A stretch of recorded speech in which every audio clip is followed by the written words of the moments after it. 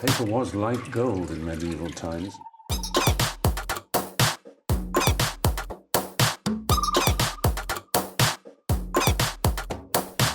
Oh, not tobacco. Sugar. That everything we thought we knew about the world might turn out to be completely wrong. We live in a country where men and women are meant to be equal. Same pay, same careers, same opportunities. But children as young as 7 think that boys and girls are fundamentally different. I think boys are cleverer than girls. Men are better at, like, being in charge. I would describe a girl as being pretty. And that these differences will define the lives they live as adults. If the woman has a child, the men have to go to work and earn some money. Men are more successful because they could have more harder jobs. I don't believe that biology alone can explain these differences. I think the answer lies in the society we live in. I'm Dr. Javid Abelmoneim. What if they called you all Sweet Pea? I'm going to find out if by turning a class of 7-year-old primary school children What are we doing? gender neutral, you've got to start going to the same toilet. I can change the way they think about themselves Everyone can have a chance to do what they like. and the way they think about their future. I do not like reading, but I like reading that book. And if I can do that, perhaps there's a chance of making their adult lives really equal. Made to be underpaid. Would you dress your daughter in that?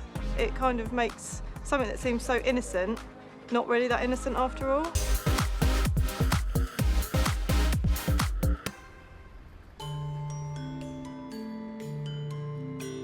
This is Lanes End Primary School on the Isle of Wight, Can you please line up ready for assembly? a local school with a good academic record. Run by head teacher Caroline Seiss. Good morning, everyone. 300 boys and girls ranging in age from 5 to 11. Bored of beating all these people? Graham Andre teaches one of the 2 Year 3 classes. Right. How could you describe the gladiator? Mr. Andre. Hi, sir. How are you? Hello, sorry to interrupt. How are you doing? 23 7-year-old children who were born between 2008 and 9. Hello, everyone. The same time that the UK was drafting the Equality Act, the most comprehensive legislation anywhere in the world against sex discrimination. Tiff, would you like to share what you've written? These children have lived their entire lives in a world that says it wants men and women to be treated the same. Get things written down. But is that how things really are? Come on, Amber, give it a go, love. Maisie, what we're doing, love, as you just come in, we're sending with gladiators, so we're describing what we're seeing. It's definitely used love for the girls and hate for the boys. Right? Yes, love.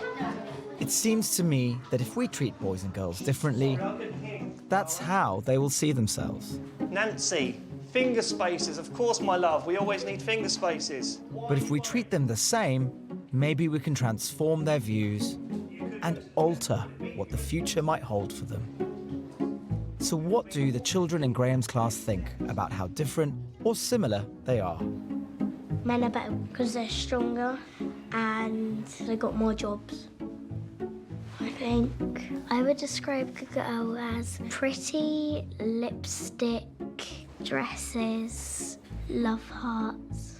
Boys can only do football. Why is it only boys can play football? Because they're fitter and stronger. I think strong is a boy bear because they can fight lots of people. Right, tell me, who's more important, girls or boys? More like boys because they can protect girls more. I think men are more successful because they could have more harder jobs and they would earn more. I think men are better at, like, being in charge. I think boys are cleverer than girls because they get into president easily, don't they? Louis. Hi, mate. I think from the moment they're born, they are aware of gender. Those children are becoming that mindset that this is what they are. The boys will play football, the girls will do drawing and art. They will tell me what jobs they can or can't do. So it's very much that they've still got very set views on what is acceptable for their gender. Shh. Right, Riley, we need to be quiet. Everyone. It's common sense that there are basic biological differences between the sexes. But do these differences explain the way the children think? To find out, I've come to see Professor Gina Rippon, one of the country's leading experts in neuroimaging, to see if there's something about how the children's brains work that could explain it. What are the differences between boys' and girls' brains anatomically? $64,000 question. Structurally, there appears to be very, very few differences, which is quite a surprise to a lot of people who have assumed for hundreds of years that males and females are different because their brains are different. So you couldn't look at a brain scan and say, oh, that's a brain scan of a male or a brain scan of a female. That really doesn't explain why boys and girls might behave differently then. If you say the structure of the brains are, there's no differentiation between the structure. Well, the other thing that we now know about is that the brain is very, very plastic, mouldable, changeable, that something isn't necessarily fixed and invariant, which is what was always thought about the brain. What we now know is that brain development is very much entangled with society, experiences, upbringing, and the differences we're seeing are not because they were determined at the moment of conception. It's because this hungry brain arrives in the world, and the world is instantly plunging it into a tsunami of pink and blue. And I think we have not been aware till recently of how big that influence is. If Gina's right, the differences between boys and girls aren't set in stone. They're there because their experiences have taught them different skills and mental attitudes. Can you phone people on your phone and text and stuff? No, I haven't got a SIM card or any credit. Haven't you? Which means I should be able to reduce the differences between the boys and girls in Graham's class of 7-year-olds. Well, let's see if I can get some boys to do pictures. Just the girls at the moment.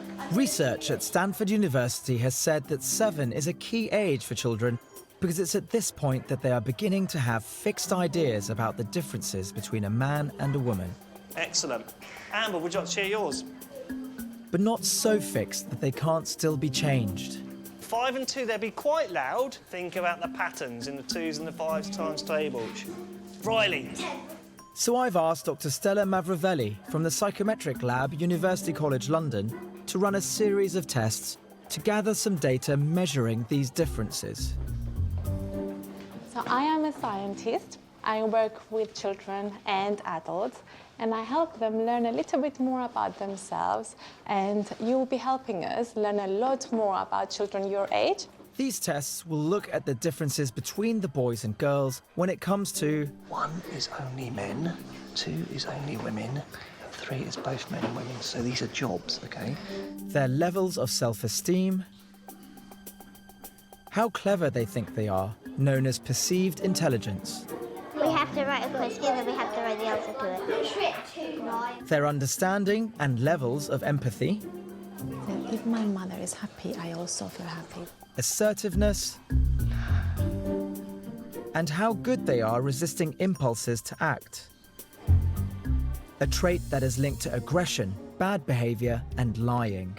You will be allowed to eat 1 sweet, but then you've got to leave the rest until the end of the day. Right, we need to get back on with our maths. I'm protecting mine. Wall, like, stop them. The Roman couldn't get in there. And how much vocabulary they have to describe their emotions. Happy. Excited. Joyful. Smiley. Funny. Joyful. Fun. Family. Love. Excited. Enjoyable. I don't know. Can't think of any. I can't think of any. Graham also scored each of the children for levels of classroom behaviour, hyperactivity and poor conduct. Thank you so much. You've done amazingly well. I'm collecting them. Stella has sent me the results of the week of tests, and they are shocking. I'm seeing here evidence that the girls significantly underestimate how clever they are and have less self-esteem and self-confidence. And the boys can't seem to express their emotions except anger, which is really disturbing. And the girls seem to use words such as ugly, lipstick, pretty, so everything to do with looks to describe themselves. I'm disappointed by these results. Gina has told me that boys' and girls' brains are the same, so there's absolutely no biological reason why the results should be like this. What is really worrying is that Lane's End is a school like any other in the country. So if these results are true for them, then they're probably true for every other class in every other school.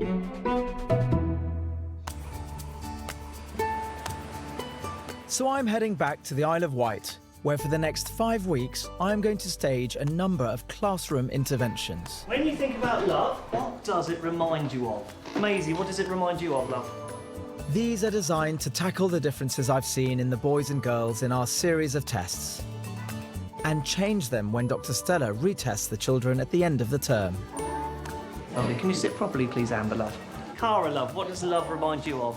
And to ensure that any changes that take place are down to my interventions, we're going to use the other Year 3 class as a control group.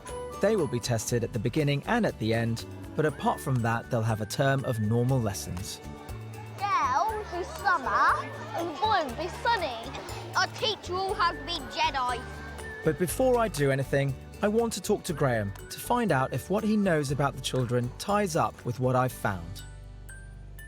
So this is a really interesting thing, I think. There's something called perceived intelligence. Right. Okay. So there was a little test, and the object was to ask them what score they thought they would get in this test. Yeah. And overall, many, many more girls underestimated what they would achieve than boys. And actually, 3 times as many boys overestimated what they would achieve when compared to the girls. Yeah. Girls underestimate their ability and boys overestimate. And in fact, one of the girls, Lexi there, estimated she'd only get 3 out of 10, but actually scored 9 out of 10. Wow. Ditto for Grace and Tiffany there. I definitely think that's something that we do see within class, that the boys actually have this greater belief in their own abilities, and the girls seem to be a bit more quieter about it all. And Tiffany, Grace and Lexi, I can see they're girls actually that are quite low on confidence. Grace came to us from a different school and she was really low on confidence, especially when it came to things like maths. The most telling for me personally was the emotional vocab. So we gave them a word and you asked them to give a number of words associated to them. Right, okay. And across all of these emotions, bar one, the girls scored more than the boys. And the only one they didn't score more in was the angry. Wow. So boys had more words to describe angry than girls. But already at this point, something's happened somewhere that girls can express their emotions much more. And do you see that in class? Yeah, we do, actually. It's harder for the boys to express their feelings. You can ask them, they get angry sometimes, and you can say to them, why is it you are angry? And they're like, I just am angry. It wasn't just differences in intelligence or emotion that were revealed in our testing. For self-esteem, 50% of the boys described themselves as the best, but only 10% of the girls, with one girl describing herself as ugly. Girls also had low scores for self-confidence, while boys struggled with empathy. It was a shock. Looking at some of the data and the assessment that came back, there are some quite big challenges there for the children, especially the girls that underestimated their own ability. And also, there's some quite biased views about what boys are expected to do and what girls are expected to do. And I'd really like to change that. That's the only thing I'm really nervous about. That actually we do this and nothing happens, because I really want there to be a difference. Come on, big bit!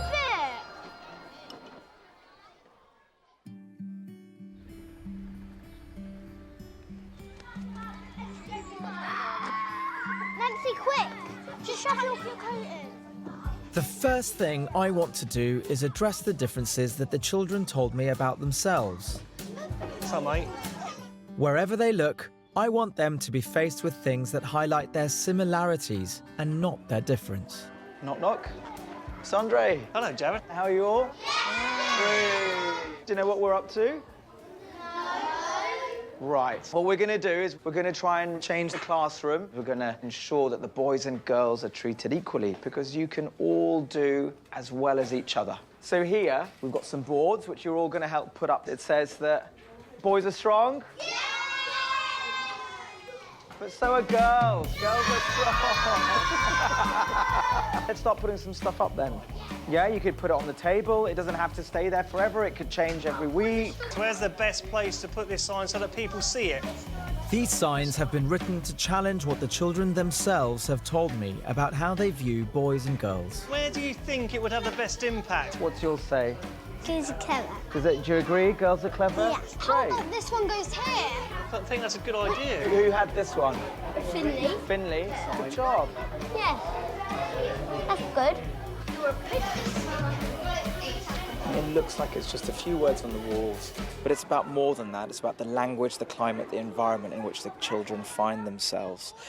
They're now receiving lots and lots and lots of small messages together, the sum of which is far greater than their parts, and it's telling them boys and girls are equal. They're in there for many hours a day, most of the days a week, so it's a big thing. The biggest influence in the classroom is Graham. Oh, it's on you, Jay. You two guys. I want to find out from head teacher Mrs. Seiss how she thinks he does at treating the children the same. Mr. Andre is a great teacher, but his biggest strength is his relationship with the children. He knows those children really well. However, when we were doing observations, when he was asking questions and gathering answers, often would ask more boys than girls. Why do you think, fellas? And this is what we had picked up in observations with him. So, yeah, really important to see if we could change Mr. Andre and ensure that his children were getting an equal sort of experience in his classroom. I've got an idea that I think will do just that. What do you think this might be? What does it say on there? Grace. Oh. What does it say on there? Maisie. Orion. One of the most telling findings in the testing was the girls' low levels of academic self-confidence. Got your names on it. Which is partly expressed in the confidence that they have to speak up in class. We know that you might be skewed toward letting one of the kids answer a question if they're noisy or loud. So this is a way of making it entirely fair and straight down to chance. Brilliant. So if I pull one out and say, Riley, do you think this is a good idea? Yeah. You think it's a good idea? Yeah, it landed on me. Yeah, of course it's a good idea. Yeah. And we are going out actually now for a bit of an early break. Lily? More love. Anthony. What's up, mate? There's little point in doing all I can to even out differences when every time Graham opens his mouth, he uses names that massively reinforce the idea that boys and girls are different. Have you ever noticed that Mr. Andre calls you boys mate or fella? He calls me mate sometimes. Does he? But you're not man. Oh, so is mate only for men? Yeah. No. OK, what about this? What if Mr. Andre called you all Sweet Pea? Why not? No way! Sweet Pea is the name for girls. It's no way! From those reactions, it's clear that this kind of language has power. So I want to challenge Graham on his use of love and mate. We counted through one of your morning sessions, a number of times you called the girls love, my lovely darling, or sweet pea. Yeah. And it was 104 Really? times. Oh, yeah. And the boys, you called the boys mate, lad, fella, or sir. Right. And that was 47. OK. Do you know what? I'm really aware that I do this. It's also the fact that you do tend to endear yourself to the girls twice as much as the boys. Right. Crumbs, that's a lot, isn't it? It's sort of ingrained. It's something I do. So I find it really hard not to do it. It's all too easy to laugh this off as not really mattering. But constant reminders of difference sink in and have a lasting effect on the children. I've got an idea for a way the children themselves can help Graham change his ways. It's a face. What do you think it might be? Here we go. So, we've noticed that Mr. Andre likes to call some of you love and sweet pea and some of you mate and fella. We're going to put this up, and every time you hear him say love or mate, or sweet pea, or fella, or my darling. And you can put a sad face next to whichever one that he's said. What do you think about that? Riley, you've got to be honest with this. You have to be honest. If I stand any chance of effecting change, then everything that marks the children apart as different, based solely on being a boy or a girl, needs to be gotten rid of.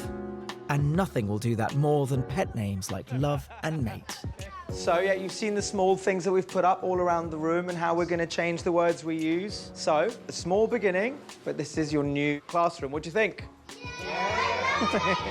This is just a beginning, Ronnie. What? I know.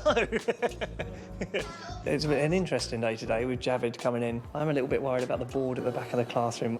I think because the kids are part of that too, they're going to keep an eye on me and help me to do that. And I know it's for the greater good. I know it will have an impact on the children.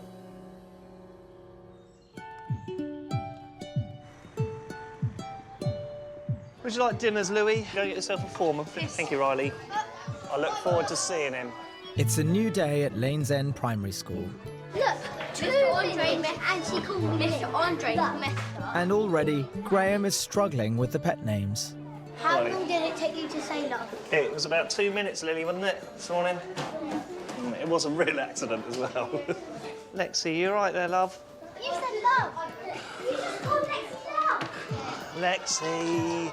It's much harder than I thought it was going to be. Although, to be fair, I do honestly think 2's not too bad. I would have, by now, looking at 23 children, I would have called each one of them a term of endearment, I think, at least once this morning. So 2's not too bad, but it's still not great. It's really, really, really hard. I really have to think about what I'm doing. So what I'm going to do is I'm going to queue up for assembly. I'm going to pick a ball out, and this person will be the line leader. We could have a different person each day, couldn't we? Like Bella. Yeah! There you go, Bella.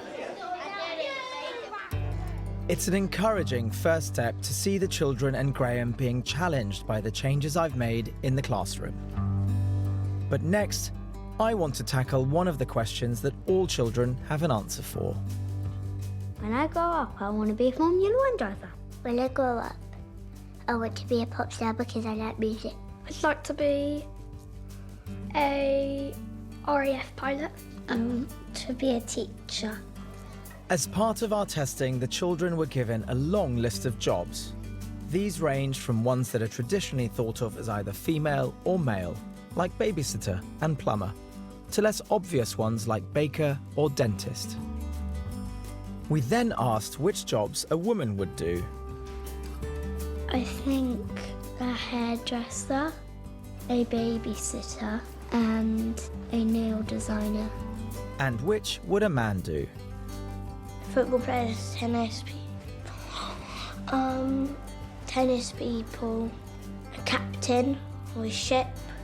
What was shocking was just how certain they were that these jobs were only for men or women. And I think a hairdresser is a girl job because it's a girl job. I think a firefighter is for a boy because they need to hold up big ladders and what are really heavy. Boys can only be police officers because they're faster so they can catch the robbers. If you thought of a nurse being a boy, it sounds a bit weird and it would kind of look a bit weird as well. On one level, this sounds like harmless kids talk, but at just 7 years old, there is no doubt in their minds. Some jobs men do and some women do, and that is limiting. Right, year 3s, would you like to stand up? I want to try and show them that it doesn't necessarily have to be that way. Here we go, I'm going to show you this. And on this are 4 jobs. Over here there's a ballet dancer, a magician, a makeup artist, and a mechanic. And what I want you kids to do is to get as creative as possible. Draw in their body, draw in their arms. Imagine what tools they might need. Imagine what colour hair they've got, what clothes they'd wear. But I also want you to do one thing which is really important. I want you to give them a name. Ready? Yeah! I'm doing a magician. I need a piece. You want to make them naked? You can do that. How many mechanics do you know that work naked? Millions. Huh? OK. The jobs I've chosen aren't really the important part. I'm not trying to turn all the girls into wannabe magicians, But what I do want to do is to explore the kind of rigid thinking they showed in our testing. So you're thinking about who might do this job, yes? A girl. A girl, okay.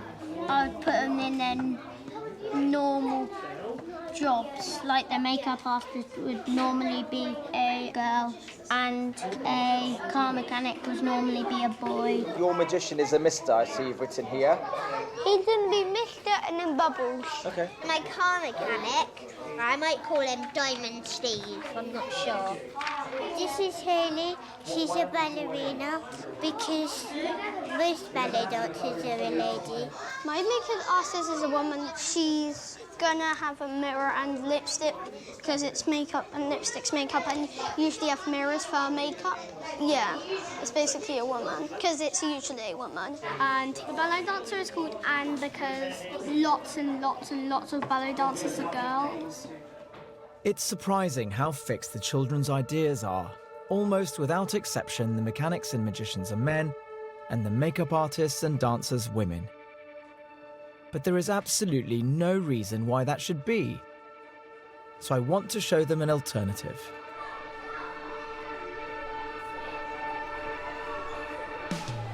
Are we ready? Come in. Come in, come in. You've got your hands to your mouths, huh? So you were drawing 4 people earlier, weren't you? Yeah. Are they the people on our sheet? Why don't you introduce yourselves and we'll find out. Hello, so my name's Rob and I'm a makeup artist. I'm Andrea and I'm a car mechanic. Hello, my name is Dane and I'm a dancer. Hello, I'm Karina and I'm a magician. Is that surprising, Riley? Come forward and meet them all properly. Come on. Come on. Say hello. Right, you 5 ladies, would you like to come with me? Everybody stand back then. I am a magician. Whoa! Is that fun? So my name's Rob and I work on films like Star Wars and Avengers. Yeah. Meeting role models can be hugely influential. Turn. Like this or something. Let's see. And go. Very good, very good. Because what we learn from them is more likely to change our behaviours and beliefs. What is that? It's part of the exhaust, and what it does is it collects all the nasty soot. Is it really, really hot? It gets incredibly hot. Have you girls ever met a female mechanic? Yes. No. Where have you met one? Not me. So Lexi, have you enjoyed meeting the mechanic? Yeah. I think that it's really cool that it's a girl mechanic. So sometimes you might have to paint on a little black eye because someone in the film it might happen that they get punched in the face or something. Yeah, like Thor's brother Loki when they all Like have with to Loki, fight yeah. it. Do you think that the makeup artist is cool?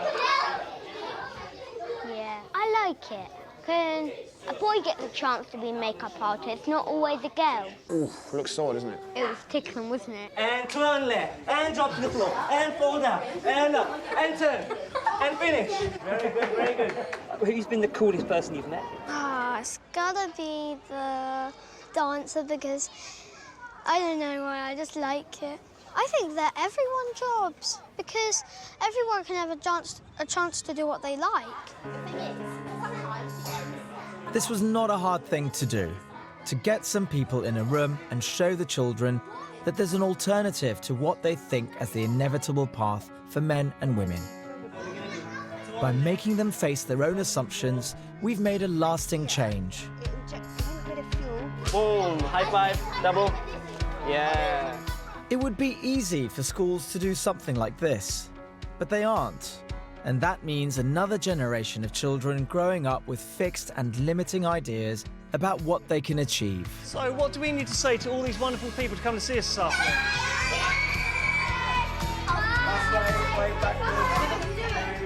I do apologise to some of your children. What's happened to them this afternoon, I don't know.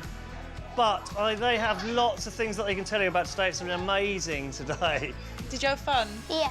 Let's have a look. I saw And it's really real. painting. A lazy magician, a lazy car mechanic, a male dancer, and a male makeup artist which done this.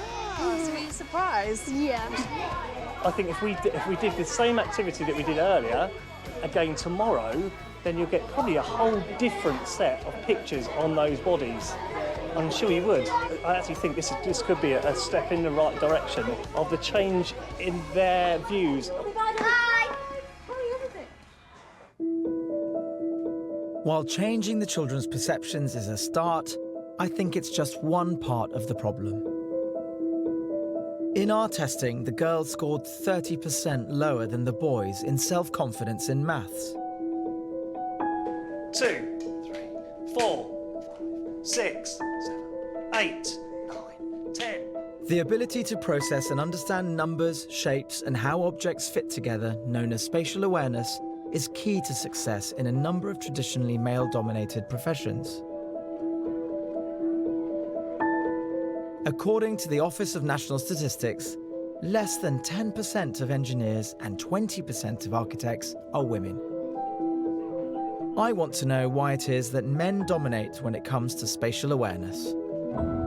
People are very interested in the fact that, on average, girls tend to do worse on what we call spatial tasks, and it seems to be very much a function of encouraging boys, or boys having more experience with visuospatial skills. They've got their head stuck in a Lego instruction book, for example. So people have looked at whether or not you could improve performance by training. So these are scans of girls who had opportunity to play Tetris intensively for 3 months.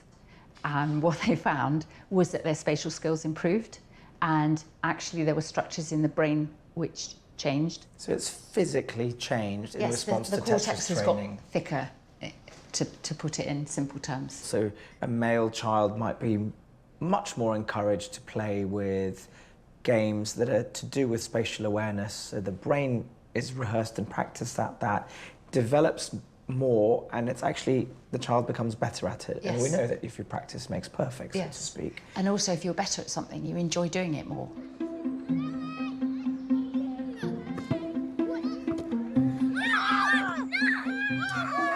Gina has given me an idea of how I can brain train my class to even out these differences and build their confidence in their abilities that affect subjects like maths and science. Spatial ability is a key component in the STEM subjects. They're the subjects of science, technology, engineering, and maths. And those subjects are crucial for future careers, potentially in engineering, architecture, even surgery. OK, kids, what we're trying to show today is to see if any of you are better than the others at spatial awareness, being able to look at physical objects and seeing how they relate to each other. And Mr. Andre and I are going to have a quick test now. Are we? Excellent. Yeah. Hang on, here we go. Look at those big, colourful shapes again. Right. This is a tangram puzzle. Mr. Andre and I's task is to make this shape out of these. Right, so should we go for the ends first? So if I want that end. Tangram puzzles use 7 geometric shapes that can be arranged into various complex patterns. A green triangle that needs to go. I can see where that yellow... To be good at it, you need to be able to manipulate shapes, understanding how they fit together and how they change when you flip or rotate them. There we go. Wow, that's interesting, isn't it? The bit's gonna go. This trains the temporal lobes of the brain that are responsible for processing shapes. Just leaves. There we go. Teamwork. Well done. Teamwork. Now, you're each going to get one, and you're going to practice right now with one particular shape. OK, this is the shape I'd like you to make. You've got it in front of you. What does it remind you of? A sailboat. Yeah. Away you go. Oh, this looks easy.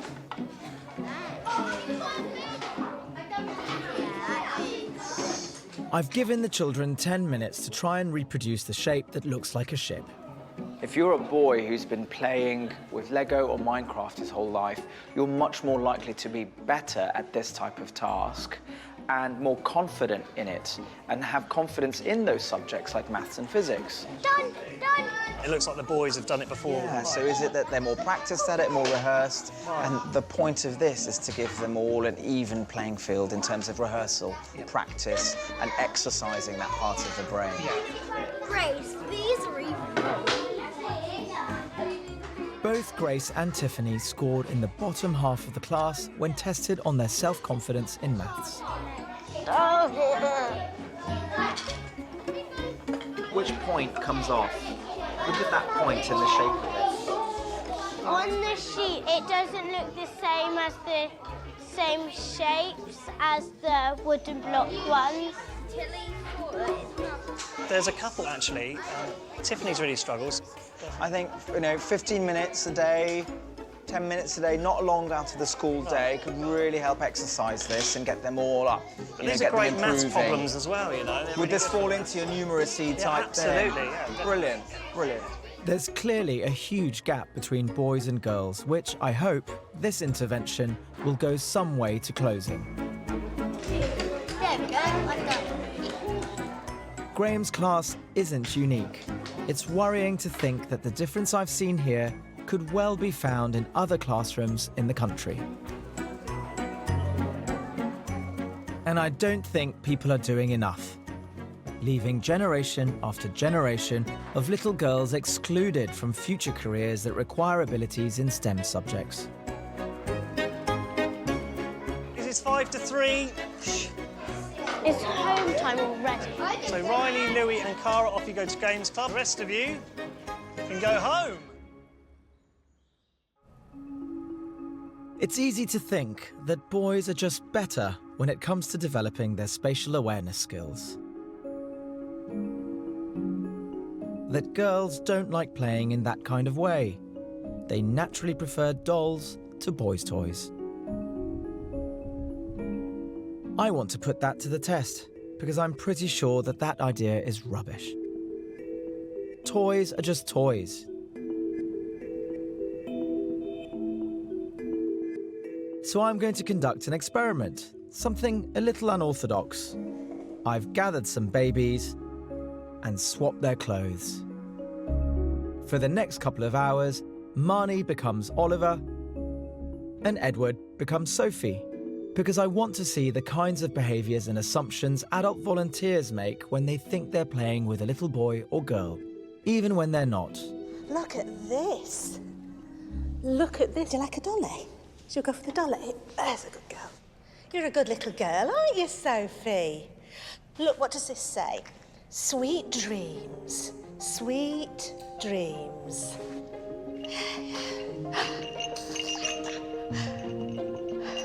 Oh, and what's this? Ooh, look at this, Sophie.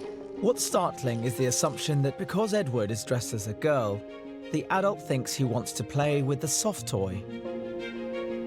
Meow, meow.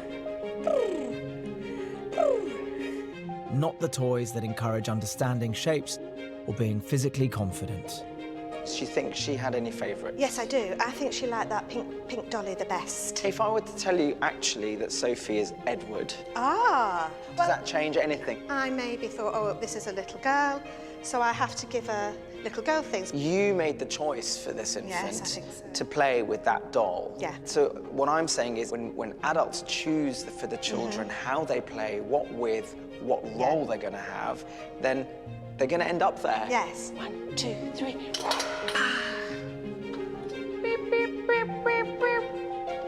What do you want to play with? Do you want to see my robot? She's picked up the robot, the car, the puzzle game. And I think she's been much more physical in handling the child than the other adults have been with girls. Say hello.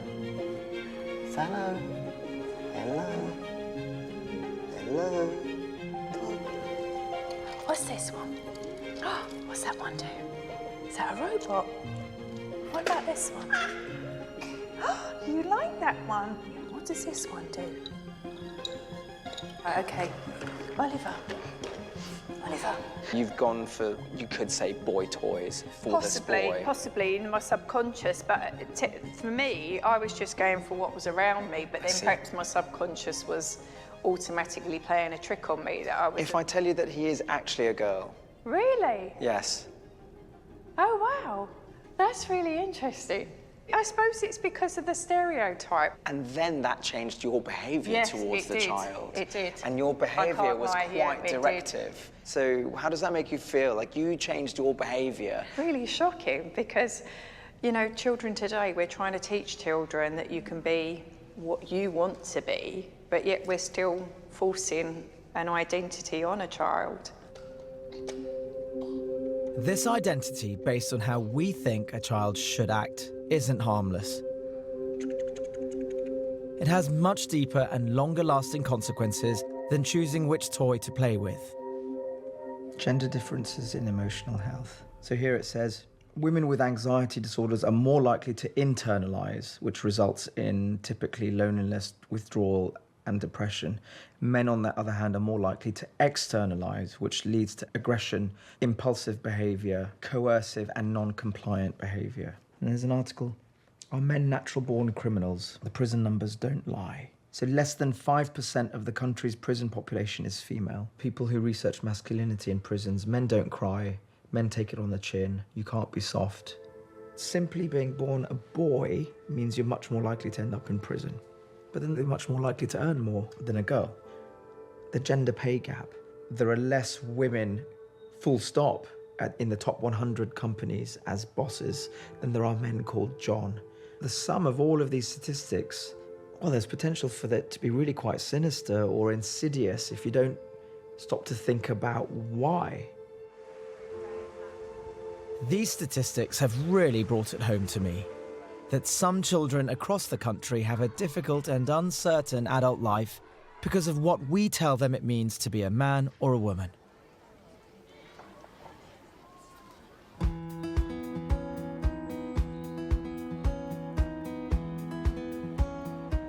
So Lex, you've got to do the vote and you've got to choose a 100-word challenge. To be honest, I'm really proud of what I've done so far. Just to have this number's good. Graham might be feeling positive, but I'm keen, 2 weeks into my time at Lane's End, to hear what changes he's seeing in the children. And you think they've noticed some changes? Yeah, I do think they've definitely noticed changes. They're taking it on board. They are making links between, you know, these positive signs and things that we're saying in the classroom. I think what will be interesting to see at the end, to see how much they've changed in a relatively short space of time. Has there been any resistance from one or two of them? No, not really. Not with anything that we've done yet, but... You don't know what's to come. So, exactly. Yeah, it's still early days. Next, I want to challenge another of the areas from our testing, what the children think about strength. Yes, Ronnie, flip it! I'm going to say some words. Yeah? And I want you to say if they're a boy or a girl word.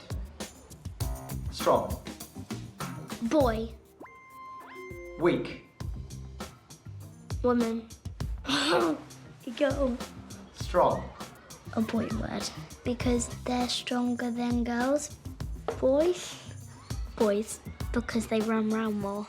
Boys, because they go to the gym more. I think strong is a boy word because normally boys have really strong muscles. If you look at the world's strongest person, he's a boy. In the children's minds, there is no doubt. Boys are stronger, they've got bigger muscles, and girls aren't comparable in any way. As a doctor, I've got an understanding of our bodies, how we grow, how we change. And what I know is that there's actually no difference in muscle mass and strength between boys and girls right up until the age of puberty. But strength isn't just about biology. Our testing showed that the boys had limited vocabulary around expressing their emotions, that they linked being strong with not showing how they felt. Do you cry? No, but I do get angry. And what happens when you get angry? I try breaking my bed and I break my Lego. Do you cry? Yeah, I think girls cry more because boys are stronger and they can hold their tears in. What about crying? Do you cry? No. Is it okay for boys to cry? No, because they're strong. These children have such different ideas when it comes to strength, and there really is no reason for it. I want them to understand just how similar they are in terms of physical strength, even if that forces the boys to challenge the belief that they will always come out as the strongest. So, I've built a little surprise for them on their playing fields. Let's march. Right, come around here.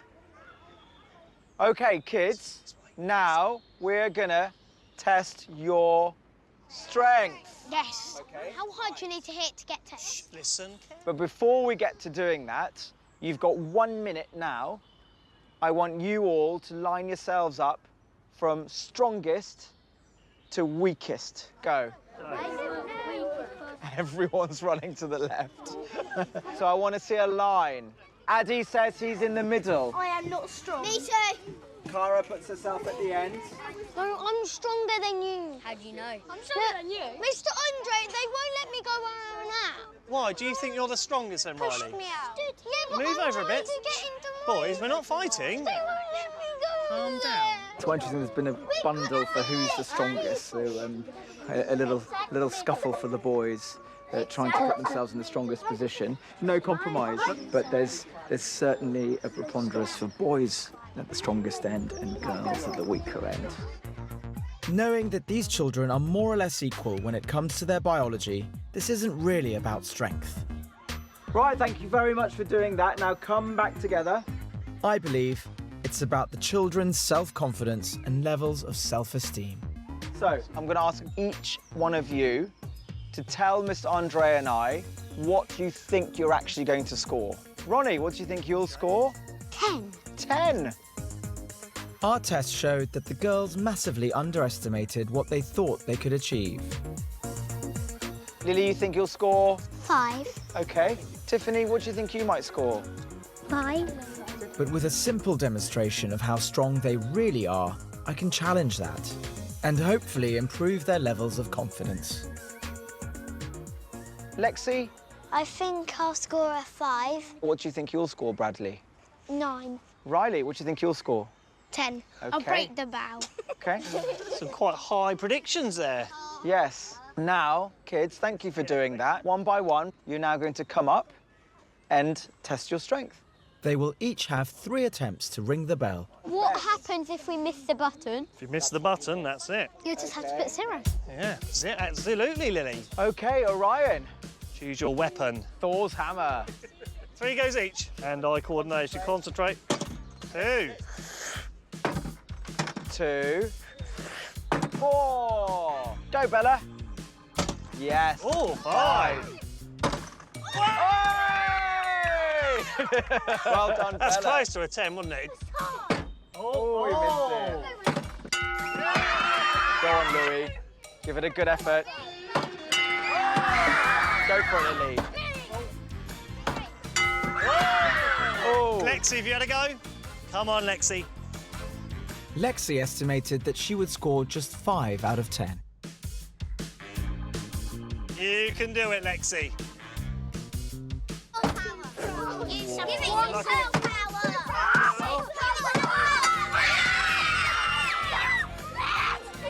Lexi, well done, Lexi. Hey. You all right, Lexi? What's up? You a bit overwhelmed? Yeah. Lex. Got to cry because you're happy. Why are you happy then, Lexi? Because I didn't think I could do it at first. Yeah, and you're really happy because you did. We're really happy because you did too. Is it happy tears? That's all right then, we don't like the happy tears. That's brilliant, Lexi. Well done you. Excellent. Lexi, I'll get you a well done card and I'll send it at your house. Next up, Riley. He has predicted hitting the bell and getting a maximum score of 10. I'm gonna break that bell! Come on, Riley. Move! Riley! Good luck, Riley. Oh. Does that count? Yeah. I can't hit it! Oh. I can't hit it! Don't worry, Riley. I'm gonna hit it! When we tested the boys, 63% of them had problems dealing with their emotions, including Riley. Why do you think that happened? Why are you kicking the hay? I don't want to do it anymore! But do you think you're going to get a chance if you do it again at the end? Of course you are, yes? Yeah, but it won't count as my proper score. Why do you think it didn't work? I don't know, but it won't count as my proper score. No, it doesn't matter. It's all about trying, isn't it? Why are you so upset now? Because I always get 10 on them. Aren't you even happy that your friends did well? No. Why not? I always win everything. So you're quite competitive, aren't you? So listen, when you throw yourself on the mud like that, what's that achieving? Don't know. Why'd you have that reaction? Because I'm angry. Riley was overconfident, and of course he got upset onto the whole class not scoring anything. He doesn't use words to describe negative emotions, and that's quite telling. Shh, listen. Right, what do we see here? Look at Grace. She thought she'd get 6, she got 10. Cara thought she'd get 6, she got 10. Ronnie, Bradley, Lily, Lexi.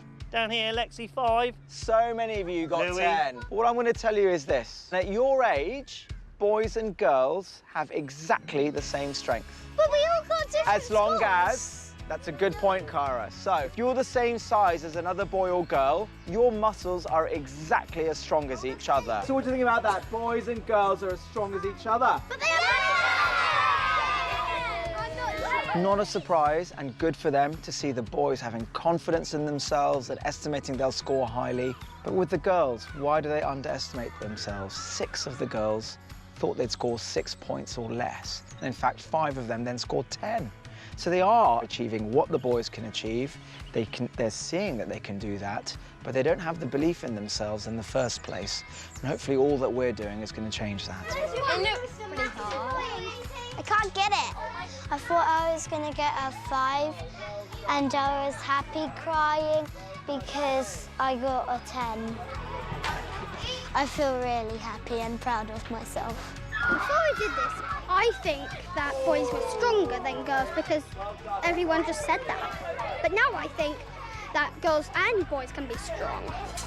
Seeing the girls actually coming up and achieving as good, if not better. Most of them were far better. But I think actually that's probably instilled in them that confidence. So actually to see that change, and I think it is a real change, it's exciting. Well done.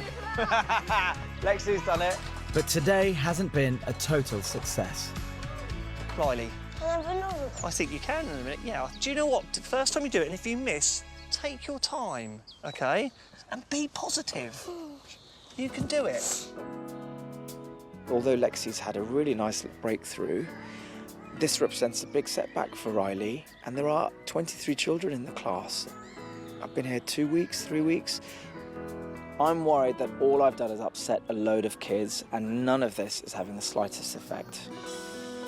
I've realised just how entrenched these differences are for boys and girls, and that interventions in the classroom aren't going to be enough.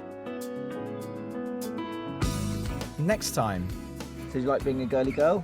Yeah. I take the fight home to the parents. Because it's all very pink and girly. Wow.